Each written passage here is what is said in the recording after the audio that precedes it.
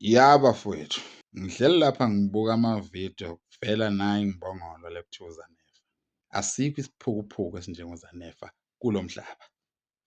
Whole world asikho isiyoyoyo esifana noZanele. Kulo mhlaba lona bafowethu bayamthanda abantu uBhekumuzi, ake ngisho kanjalo. Bayawuthanda abantu uMaskandi. Uma unengqondo encane njengoZanele uzocabanga ukuthi uculela abantu bakamaphumulo kuphela. Ngakho-ke ngeke uzuyizwe inkulumo yami.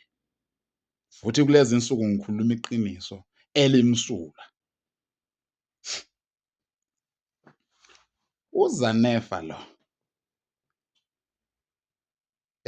bonke abantu ababethanda uBhekumuzi bamvuma uZanele phambilini.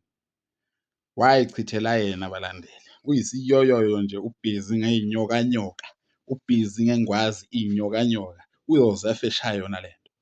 Ayikho into azophinda ayenze lo muntu. Ngenxa yale nto le engasebenzi kuZanele.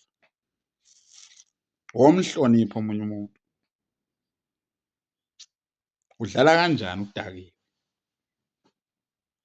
Udlala kanjani ikhanda lakho lingasebenzi li-empty? Ngaqala ukulandela uZanele mina ngisafunda isikole. Eshaya kakhulu engomeni. Kuthe uma ngikhula ngabona ukuthi ngilandela isiyoyoyo. Angikwazi ukuba isiyoyoyo nami. Eyi, umuntu omdala ongenangqondo. Udlala kanjani ngesici somuntu? Udlala kanjani ngokuma komuntu? Thina siyakubekezelela sihamba nawe nje ungenangqondo. uMayogat siyamthanda, uyinkosi kaMaskandi. Wena uyisiyoyoyo sikaMaskandi, Zanele. Le nto yakho ayisebenzi le. You. Wow.